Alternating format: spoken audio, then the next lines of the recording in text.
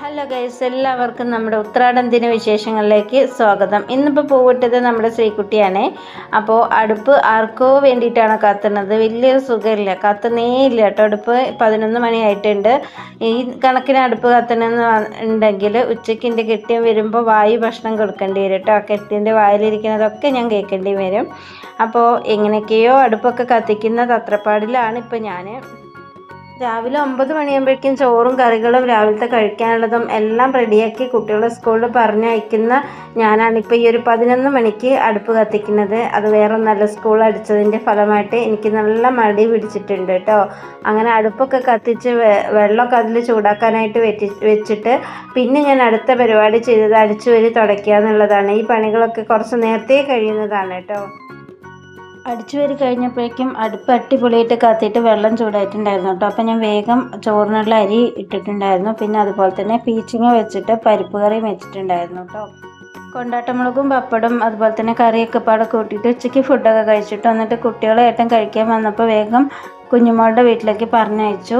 ഞാൻ പിന്നെ എനിക്ക് കുറച്ചും കൂടെ പണികൾ ക്ലീനിങ് ഒക്കെ ഉണ്ടായിരുന്നു. അതൊക്കെ കഴിഞ്ഞതിന് ശേഷം ഞാനും വൈകുന്നേരം കുഞ്ഞുമോളുടെ വീട്ടിലേക്ക് പോവുകയാണ്. നാളെ നമ്മൾ അവിടെ വെച്ചിട്ടാണ് ഓണം കൂടുന്നത്.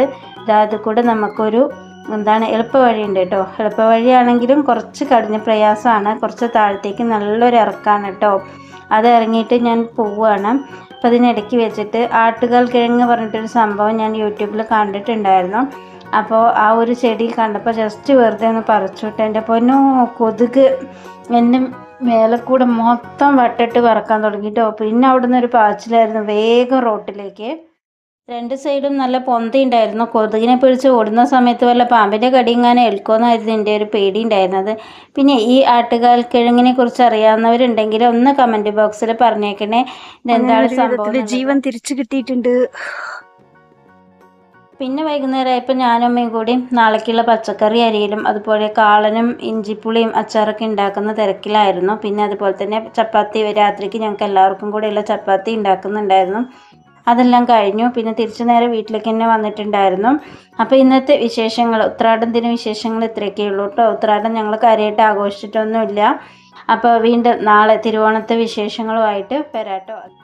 അപ്പോൾ എല്ലാവരും ഓണമൊക്കെ അടിപൊളിയായിട്ട് ആഘോഷിക്കുക. സന്തോഷവും സമാധാനം സമൃദ്ധിയും നിറഞ്ഞ നല്ലൊരു ഓണമായിരിക്കട്ടെ എല്ലാവർക്കും.